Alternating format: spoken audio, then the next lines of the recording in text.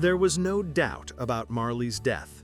Scrooge, Marley's business partner, signed the register of his burial. Scrooge very much knew that Marley was dead, having been his partner and only friend. On Christmas Eve, Scrooge is in his counting house. It is a freezing, foggy day and is quite dark even though it's only 3 o'clock. Scrooge has a small fire, but his clerk, Bob Cratchit, who works in a little cell attached to Scrooge's office, barely has a coal to warm him. Scrooge keeps the coal bucket and will not allow Cratchit to take any. Scrooge's nephew, Fred, enters the office wishing a Merry Christmas. Unlike Scrooge, he is a picture of health and happiness. Scrooge replies with, "Bah, humbug." He says he doesn't understand how his nephew can be merry when he is so poor. Fred wittily responds that Scrooge has no right to mean this when he is so rich. Scrooge protests that he's living in a world of fools, and anyone who wastes their time being merry when they should be paying their bills should be buried with a stake of holly through his heart. Scrooge tells Fred to leave him alone, that Christmas has never done any good. Fred responds that though it hasn't brought him any profit, Christmas has done him good. Apart from its sacred meaning, it's a time for goodness and charity. Bob Cratchit applauds from his cell, and Scrooge threatens to fire him if he makes another sound.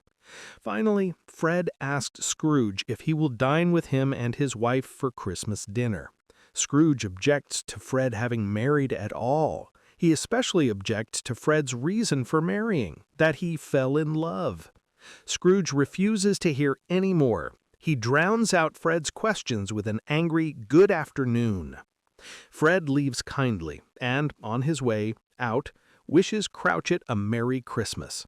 Scrooge mutters that Cratchit, with a wife and family and nothing to live on, can't possibly be merry. 2 gentlemen call next, asking Scrooge which one of the 2 partners listed above the door he is. Scrooge informs them that Marley died 7 years ago this very night. The 2 gentlemen hope that Scrooge will be as generous to their cause as Marley was. They say the poor are especially in need at Christmas time. Scrooge inquires about the prisons and workhouses and, hearing that they still exist, doesn't see any reason why anyone should be worried about the poor. The gentleman replied that the workhouse hardly encourages Christian seasonal merriment, and that some would rather die than be put there. Scrooge responds that the poor deserve to die and relieve the surplus population. The gentlemen leave, and Scrooge goes back to work in even more of a temper. As the day passes, the fog and cold become more severe. The clock tower that looks down on Scrooge's office chimes. The shops, decorated with seasonal regalia, are strangely bright in the gloom. Meanwhile, the Lord Mayor gives orders to his servants to enjoy Christmas. The cold deepens. A youth out in the street crouches to Scrooge's keyhole and sings, "God bless you, merry gentlemen." Scrooge, now in a miserable mood, throws a ruler at the door, scaring the poor boy off. At closing time, Scrooge turns to Bob Cratchit and taunts him for wanting the day off for Christmas Day. He doesn't understand why he should pay a day's wages for no work, but he lets Cratchit leave on the condition that he will arrive early on Boxing Day. Scrooge goes to have dinner at his usual miserable tavern, and Cratchit performs a Christmas Eve tradition of going down a slide 20 times before going home to his family. Scrooge, meanwhile, goes home to a suite of gloomy rooms that used to be Marley's. Scrooge's door-knocker had always been a very ordinary door-knocker, and Scrooge himself a very somber, sane man. Scrooge had not been thinking about his late partner Marley. It is Akista's to Scrooge that night when he looks at his door-knocker and beholds Marley's face. It isn't a trick of the shadows, but a real ghost in the shape of Scrooge's old partner, as if alive but motionless. But as Scrooge looked, the ghost turns into a knocker again, and Scrooge hurries indoors, annoyed by the apparition. He stops briefly to check that the back of Marley's head is not similarly behind the door. Again, scorning his fear, Scrooge goes upstairs to bed. He is not afraid of the dark. In fact, he likes its cheapness. Scrooge checks that his rooms are in order. Everything is as it should be, everything simply furnished, and a saucepan of gruel on the stove. Scrooge bends over his weak fire.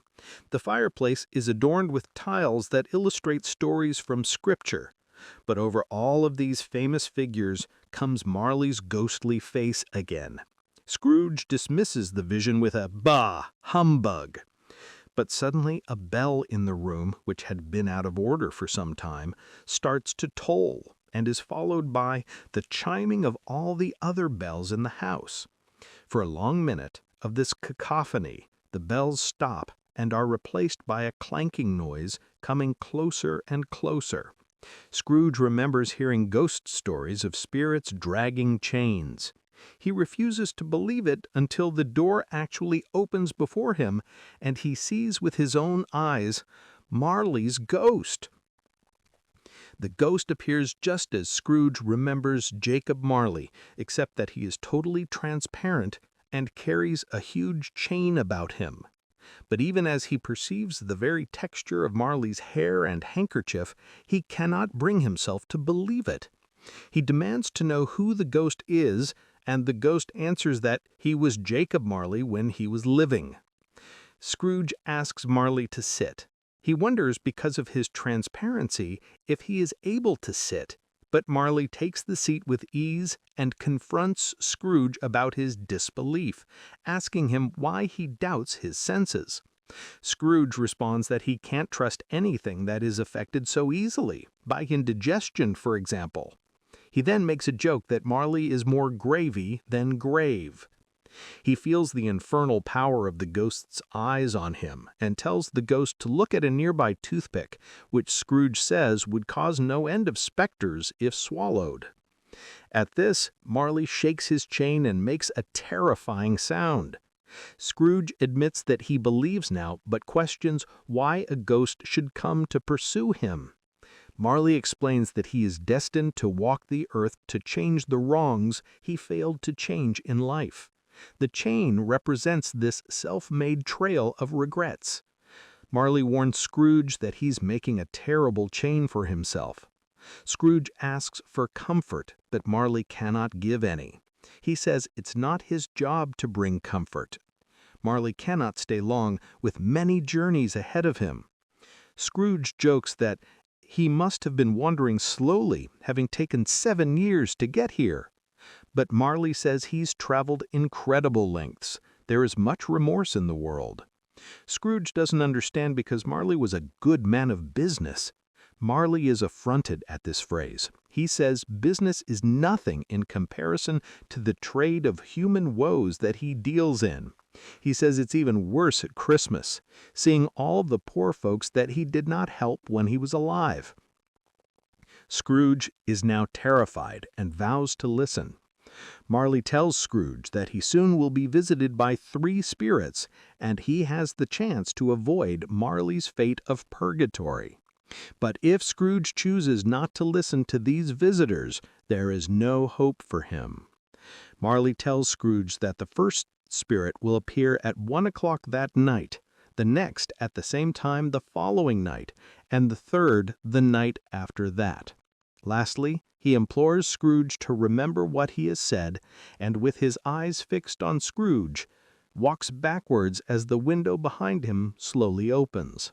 Then Marley's ghost beckons Scrooge over. Scrooge begins to hear a chorus of wailing sounds, which Marley's ghost joins. Then Marley's ghost floats out through the window. Scrooge looks out and sees the air filled with chained spirits, including many that he recognizes as figures from his past who had not regretted their actions in time. Then, somehow, the spirits fade, and the night is as it was. Scrooge begins to utter his "bah," but stops and goes directly to bed. Scrooge awakes and finds his room as dark as when he fell asleep at 2 o'clock. He listens for the church bell, but when it comes, it strikes 12. He must have slept through a whole day and half a night. He doesn't believe it, but when he goes to the window, the street is deserted and dark as nighttime. He is glad of this because it means that night and day have not entirely merged. He fears the disruption to trade. Scrooge goes back to bed and thinks, but the more he thinks that the episode with Marley was all in his head, the more the visions spring up in his mind and convince him otherwise. Then he remembers that Marley's ghost had said 1 o'clock was the hour to expect the first spirit. Scrooge listens for the chime of the quarters and is relieved when he hears the single note marking the hour and sees no ghost. But he rejoices too soon. The curtains at his window are drawn by the hand of a strange new ghost. This new ghost appears as if through some supernatural medium, giving his aged features childlike proportions. He has white hair but smooth skin. He wears a glowing white robe decorated with summer flowers that contrast with the holly branch he carries. From the top of his head a stream of light shines forth, but the figure's robe comes in and out of shadow, making its limbs seem to dissolve and reappear in many different combinations. He carries an extinguisher cap like a candle snuffer for putting out his own flame. The ghost introduces itself in a low, faraway voice as the ghost of Christmas past, Scrooge's past in particular. Scrooge gets an urge to shy away from the ghost's light and begs him to disappear, but the ghost insists that it is Scrooge's own fault that he is here. Scrooge apologizes for offending the ghost and asks what he wants. The ghost says he has come to help him. Scrooge can't help thinking he'd rather do without this kind of help, but the ghost hears his thought and takes him by the arm. The ghost of Christmas past leads Scrooge to the window. Scrooge tries to resist, thinking he will fall out of the window, but the ghost tells him to merely touch his hand and he won't fall. They fly through the wall and are suddenly passing over the scenes of Scrooge's boyhood. The ghost is wise and motherly, and Scrooge becomes childlike in his care. He feels like he is surrounded by ghostly odors, full of hopes and memories just like he is. Scrooge recognizes everything he sees and names the members of a crowd of passing youths excitedly, but he can tell that he is invisible to these apparitions. He can't explain why he is so pleased to hear their shouts of Merry Christmas and remembers his own present miserliness. They pass by a deserted, overgrown schoolroom and see a lonely boy neglected for the holidays, with a tiny fire and not much to eat. Scrooge recognizes the boy as his young self and cries. Every sensation and detail of the scene softens and saddens Scrooge further. As the boy is reading, a man in a funny costume appears outside the window with a donkey loaded with wood. Scrooge recognizes the man as Ali Baba. He rejoices to remember all the fictional adventure characters of his boyhood, but then catches himself and mourns his poor childhood self again. The thought of his own loneliness reminds him of the boy singing a carol he'd sent away from his own office door the previous night. The ghost of Christmas past brings forth other visions. Scrooge is now older, alone for another Christmas holiday, but this time a young girl comes into the schoolroom. She is Scrooge's sister, Fan, and she announces that she's taking him home for good, she says happily. She says that her father is kinder now and has asked for his son to be brought home to become a man and never return to the schoolroom. Then a Van's voice is heard booming down the hall. It is the fierce schoolmaster who shakes Scrooge's hand and gives them wine and cake before their journey. The ghost reminds Scrooge that Fan died as a woman with one child, Scrooge's nephew, Fred. They go to another Christmas where young Scrooge is apprenticed at a warehouse. He sees his old boss, Fezziwig, a fat, jovial man whom Scrooge is very fond of. Fezziwig calls to his apprentices. Young Scrooge and another apprentice called Dick answer, and Fezziwig tells them it's time to shut up shop for Christmas. The two young men hurriedly closed the shutters and cleared everything away. The warehouse is a cozy place, warmed by a large fire. Mrs. Fezziwig enters, followed by many townsfolk, all kinds of couples and friends from the town, and the place is turned into a ballroom, and they all dance to the sound of a very determined fiddler. Mr. and Mrs. Fezziwig take to the floor and are a wonderful dancing pair with energy and lightness defying their ages. After the dancing, they see their guests to the door, and Scrooge and Dick go to their beds. Scrooge has been watching this display in a frenzy of excitement. The Ghost of Christmas Past makes a comment that it's a small thing to be so grateful about, and Scrooge answers that the Fezziwig's effect on his happiness was huge. The ghost then notices a change in Scrooge's mood, and Scrooge says he wishes he could see his clerk. The Ghost of Christmas Past announces that he is running out of time, and the vision changes again. Now Scrooge is in the prime of life next to a weeping girl who believes she has been displaced by money, Scrooge's golden idol. She says the hope of being beyond poverty has taken over all his other ambitions. She says they were young, poor, and content when they got engaged. She is grateful to know his feelings so that she can release him from the engagement. Scrooge claims he has not asked for release, but the girl tells him that his changed nature has asked for release without words. She says goodbye and wishes his new self luck in the life of profit he has chosen. Hearing this conversation torments Scrooge, but the ghost has one more vision to impart. They are now in a cozy room. The same girl, Belle, now a mother, with her daughter and a herd of other children boisterously running around. The mother and daughter laugh. Scrooge looks with envy at how the young boys play with their sister without getting punished. He wishes he could have the carelessness of childhood with the wisdom that he brings to the scene now.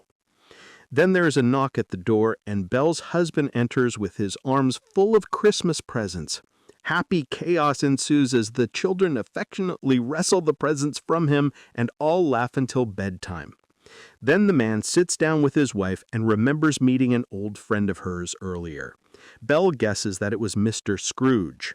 Her husband tells her that he seemed quite alone in the world. At hearing this, Scrooge demands to be removed from the scene. He tries to seize the Ghost of Christmas Past. The ghost put up little resistance, so he takes the extinguisher cap and tries to push it on the ghost's head, but he becomes drowsy as he does so and falls asleep. Scrooge wakes up the following night ready to be greeted by the second spirit. He does not wish to be taken by surprise this time and opens the curtains. He is prepared for the ghost to take any shape, but when the clock strikes 1 and he is still alone, he becomes nervous. But soon a reddish light appears. At first, the light scares Scrooge more than any ghost could have, but he realizes the obvious, that the light must be coming from elsewhere, and as it turns out, it is coming from the adjoining room. As he approaches it, he hears the booming voice of the second spirit calling for him. The room next door has been transformed into a festive cavern, full to the brim with food and greenery. Amid all this sits the second spirit, who lifts up a glowing torch as Scrooge enters and introduces himself as the Ghost of Christmas Present. His eyes are kind, but Scrooge is scared to look in them. The ghost is dressed in a green robe, with a wreath of holly round his head. He is the personification of Christmas. The Ghost of Christmas Present is surprised that Scrooge has not met a spirit like him before, because he has more than 1,800 brothers. Scrooge apologizes. He tells the ghost that he learned a valuable lesson from the previous spirit, and to show him whatever he needs to. The ghost asks Scrooge to touch his robe. The instant Scrooge does, they are transported out of the room into the cold Christmas street, where many neighbors are scraping and shoveling the snow from their roofs and talking to each other merrily, despite the gloomy weather. The street and shop fronts are a glorious display of foods, towering, brightly colored. Smells of figs and spices fill the air. Everybody is rushing about buying things for the season, and the shopkeepers are too busy making merry to worry about getting the right prices. Then the church bells ring, and the flocks of people go off to church. As the people pass, the ghost of Christmas present is entranced by them, and sprinkles incense from his torch on their food, which has a magical effect of making any disagreements vanish. He tells Scrooge that the incense is a particular flavor, and is best given to a poor dinner. They travel on, toward the outskirts of the city. The ghost of Christmas present has a magic ability to fit into any space, despite his giant size, and as they enter Bob Cratchit's tiny lodgings, this is especially wondrous. The ghost sprinkles some of his incense. They see Mrs. Cratchit in an old dress, but making it merry with ribbons, and the many Cratchit children all helping to ready the house for Christmas dinner.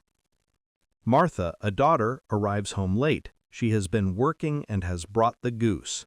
Mrs. Cratchit is ecstatic to see her, but just as Martha has greeted them, they see Mr. Cratchit arrive, carrying the youngest of their children, Tiny Tim, and Martha goes to hide to surprise him. She doesn't let the joke go on long, seeing her father's upset face, and comes out to surprise him and is tightly hugged in return. Bob tells his wife, while Tim is being shown the pudding by his siblings, how much better their son's health is becoming. Bob is tearful when he relates Tim's wish that passers-by should see his crippled state and be reminded of the miracles of Jesus, who helped the sick. Then Tim comes back into the room and the goose is brought out. All the trimmings are readied and placed around it. A prayer is said, and then they carve the bird and are full of joy at the lovely smell and how lucky they are. When they have eaten every morsel, Mrs. Cratchit goes nervously to get the pudding. She brings back the flaming round pudding, and they all agree it is her greatest success yet. Nobody mentions how small it is. After dinner, they have hot drinks by the fire and toast to Christmas. Tiny Tim sits next to his father and says heartily, "God bless us every one." Scrooge eagerly asks the ghost of Christmas present if Tim will survive. The spirit responds that if the future is unaltered, the boy will die. He condemns Scrooge, saying that he is less fit to live than poor children like Tim. He compares Scrooge to an insect on a leaf complaining about his brothers in the dust. Just then Scrooge jumps. Bob Cratchit has said Scrooge's name, in a toast. Mrs. Cratchit says she doesn't understand how her husband can act so grateful to that miser. She says that it's only on Christmas that someone so cruel can be toasted. But Bob responds that he forgives everything on Christmas and gently scolds her for talking negatively on Christmas Day. She drinks the toast for her husband's sake, and after the thought of Scrooge has died away, the family is even merrier. They talk about employment, and Mr. Cratchit says that Scrooge might have work for Peter, the eldest. Martha Cratchit tells them about her hard work at the milliner's, from which she is so tired that she might sleep all day tomorrow. Then they listen to Tiny Tim sing a song, and though they don't have much, they seem contented, as if they don't even need the ghost of Christmas present's incense.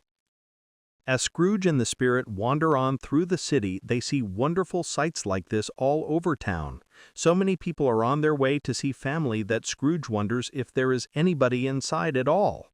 The ghost of Christmas present rejoices in this display. They are suddenly transported to a far different place, a deserted moor where the miners live. The ghost shows Scrooge where they sit beside a fire singing a song with their women and children. Next, the ghost takes Scrooge even further afield, over the sea, wild and unfriendly, and finds two men celebrating Christmas in a lighthouse on a remote shore. Then, even further into the wild, they find the crew of a ship, humming together a Christmas tune. Scrooge is astonished at the kindness he finds in such a lonely place.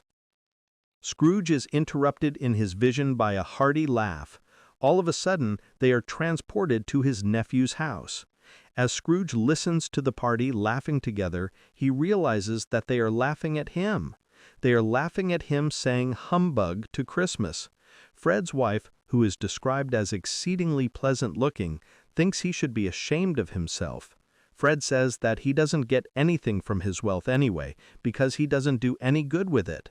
Fred feels sorry for his uncle because he is missing many pleasant moments, and he decides to keep pestering him every year in the hope that one day he'll get to him. They all laugh again at this notion. Scrooge's niece plays a tune on the harp that Scrooge remembers fondly. It makes him feel sentimental, and he thinks that perhaps if he had heard it more often in his young life, things would have turned out differently. Then the family plays games. First is Blind Man's Buff, and one of the guests uses as an opportunity to hug again and again the woman at the party whom he has a thing for. As he watches, he joins in the games, making unheard guesses and contributions. He begs the ghost of Christmas Present to let him stay for one more game. It is called Yes and No.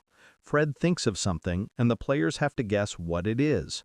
After a barrage of questions, they find out that the thing is an animal who grunts and growls. It turns out to be Uncle Scrooge. They all laugh hysterically and say a toast to Scrooge for giving them so much fun. Scrooge has been so enlivened by the evening that he is very sorry to go, but the spirit tells him they must journey on, and they visit many more Christmas scenes with the same happy endings, no matter what conditions the revelers are in. But as they travel, the ghost of Christmas Present is noticeably aging. He says his brief life will be over at midnight. As the bells chime and time passes, Scrooge notices something strange under the ghost of Christmas Present's robe. 2 children creep out. They are miserable animals, so sick and shriveled that they look old instead of young. Scrooge asks the spirit if they are his. The spirit replies they are man's. They represent ignorance and want. He tells Scrooge to beware them both, but mostly the boy Ignorance. Scrooge asks if there is no refuge for these poor children, but the spirit answers with Scrooge's own words, "Are there no workhouses?" As the bell strikes midnight, the ghost disappears, and Scrooge sees another ghost coming towards him, a solemn phantom. The last ghost approaches, but is shrouded in a black garment so that all Scrooge can see of it is an outstretched hand and a mass of black. This figure fills him with greater dread than the other ghosts. It does not speak to him and beckons mysteriously with its hand. Scrooge guesses aloud that it is the ghost of Christmas yet to come, and the ghost replies with a slight movement of its head. Though he fears the ghost, Scrooge urges it desperately to show him what it has for him. Scrooge follows the ghost of Christmas yet to come, and suddenly they are in the midst of a street, busy with trade. Scrooge stops by a group of businessmen and hears them gossip about the long-awaited death of one of their contemporaries, whom they say is bound to have a cheap funeral. One gentleman comments that he will only go to the funeral if lunch is provided. Scrooge looks questioningly to the ghost of Christmas yet to come, but it just moves on to another group. Scrooge recognizes these men. This time the men merely mention the death of the mysterious man and don't seem to care at all. Scrooge puzzles through what he has heard. He knows that he is hearing these comments for a reason, but he can't figure out whose death they are discussing. He waits to see himself appear in the vision, as he did in the scenes of Christmas past, but when they arrive at the corner where Scrooge usually stands, another man has taken his place. Scrooge hopes that this is because his future self has taken a new turn in life. Scrooge realizes the ghost of Christmas yet to come is looking at him again and feels a new surge of terror. The ghost leads him to an infamous part of town, full of misery and crime. Here, in a grimy rag-and-bone den, they find an old man trying to keep warm in his meager lodgings. He is soon joined by 3 others, and the group start to laugh together. The old man, Joe, invites his friends into the parlor, and the 3 men offer to trade him bundles of things they have come into possession of after a rich man's death. They agree that it is no sin to take these things without permission, since their owner was so unkind in life. The first opens the first bundle and finds a few small items of not much worth. Joe totals up the value for its owner. The next woman opens her bundle and reveals some silver and fabrics. The next reveals a pair of bed curtains and blankets, which the woman says she unwrapped from the dead corpse. It would have been wasted, she adds, by wrapping him in it. Scrooge listens appalled. The room changes, and now in dim light there is a bed, and on top a body covered in a sheet. The ghost of Christmas yet to come points ominously towards the head, but Scrooge finds he can't make himself remove the cloth. Scrooge hears this lesson in his mind when he looks at the body. The good-natured body cannot suffer from death, and will instead sow the world with life immortal. He imagines the wicked thoughts that have led him to being rich and not good. He considers the awful prospect of dying alone. Scrooge assures the ghost of Christmas yet to come that he is aware of the lesson he is being taught, and begs to leave, but the spirit will not rest and seems to be staring at him. Scrooge begs him to show one person who feels emotion at the death of the man. They are instantly transported to the home of a young family. The husband comes home, burdened with bad news, but he says there is hope. He tells his wife that the man they are indebted to is dead. His wife can't help but be thankful. They don't know who will take over their debt, but it's very unlikely that he should be such an incredible miser as the last. The house becomes a little lighter and happier for the man's death. But Scrooge wishes to see some scrap of tenderness to dim even slightly the terrible image of the body lying alone in that house. The ghost of Christmas yet to come takes him to Bob Cratchit's house, where the Cratchits are unusually silent, waiting for Bob to come home. Mrs. Cratchit is sewing, but stops because the color is making her eyes tired. As Scrooge enters with the spirit, he hears a phrase as if in a dream. "And he took a child and set him in the midst of them." Scrooge realizes that Tiny Tim has died. Bob is due home, but one of the children says he's been walking slower recently, and they all agree that he used to go more quickly with Tiny Tim on his shoulders. At that moment Bob enters, wrapped in his blanket. His family help him to tea, and his children gather around him to comfort him. Bob is pleasant with everybody. He has been to see the place where Tim will be buried. He is pleased to find it green. He promised Tim he would walk there every Sunday. At the thought of his promise, he breaks down into tears. He goes upstairs to the room where Tim has been laid down on a bed. He composes himself, kisses Tim's little face, and then goes downstairs again. Bob then tells his family of the beautiful kindness of Scrooge's nephew, whom he met in the street. Fred noticed that Bob looked sad and gave him sincere condolences and sent his love to his family and gave him his address so that they could be in touch if they need anything. Bob thinks he might even be able to get Peter, the eldest, a job. One of the other children says that Peter will soon leave them and set up with a family of his own. Bob admits that this may be so, but that they will never forget this time together and their first loss of Tiny Tim and how very good he was. Scrooge can tell that the ghost of Christmas yet to come is about to leave him. He wants to know finally who the dead man is. The ghost takes Scrooge to his office, but they seem to be passing through it.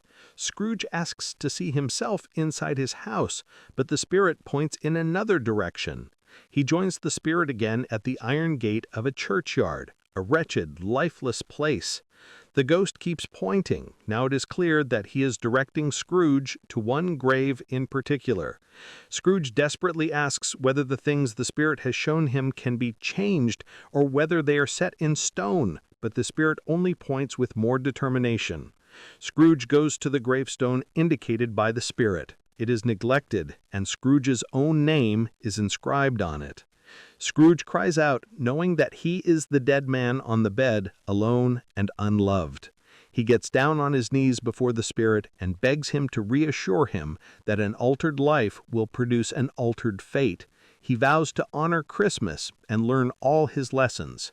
He catches the spirit's hand and squeezes, and the spirit floats down into the ground and disappears. Scrooge wakes to find himself back in bed, in his rooms, his face wet with tears. He is so grateful to see everything and to know that he has time ahead of him to make things right. He jumps out of bed and puts on his clothes and declares that he is happy as an angel. He laughs like he hasn't laughed in years. He doesn't even know how long he has been asleep or what has occurred here, but he feels like a baby. The church bells start chiming. Scrooge runs to the window and sees a beautifully clear, cold day. He shouts out to a young boy on the street what day it is. The boy replies that it is Christmas Day. Scrooge is ecstatic not to have missed it. He asks the boy to go to the nearby shop with the huge prized turkey in the window and to buy it, and offers him half-a-crown if he comes back quickly. The grateful boy dashes off. As he waits for the turkey, he sees his door-knocker again and exclaims how thankful he is to it for showing him Jacob Marley's face. The turkey arrives, and Scrooge delights in sending it to the Cratchit house, paying everyone handsomely for the job. He can't stop chuckling, so much so that he has trouble shaving and dressing. He goes into the street and greets everybody warmly. Some even greet him back. He meets one of the gentlemen who had come to see him the day before and wishes him Merry Christmas. He tells the man that he knows that his name is not pleasant to him, but asks to be forgiven and gives him a large donation for the poor. He says he won't accept the man's surprised offer of thanks, but asks the gentleman to come and visit him. All morning Scrooge walks through the town, greeting and talking to people. Then he goes to his nephew's house and summons up the courage to knock. He is met by the housekeeper and asks kindly to come upstairs. He stuns everyone when he arrives and announces he has come to dinner, but they rapidly make him feel at home, and he enjoys an evening that is just as wonderful as it was in the spirit's vision. The next day, Scrooge goes to the office in the hope of catching Bob Cratchit coming in late. Sure enough, Cratchit arrives late, and Scrooge pretends to be his old self and growls at him. He starts as if to punish Bob, but then shocks Cratchit by telling him that he is going to raise his salary. He laughs with joy and promises to help Cratchit and his family. Scrooge does all that he promises and more. Tiny Tim survives and thrives. Scrooge is popular with many, and it doesn't bother him that some still remember and mistrust him because he was once such an old miser. He becomes known for his Christmas spirit, and the story ends with Tiny Tim's words, "God bless us, every one."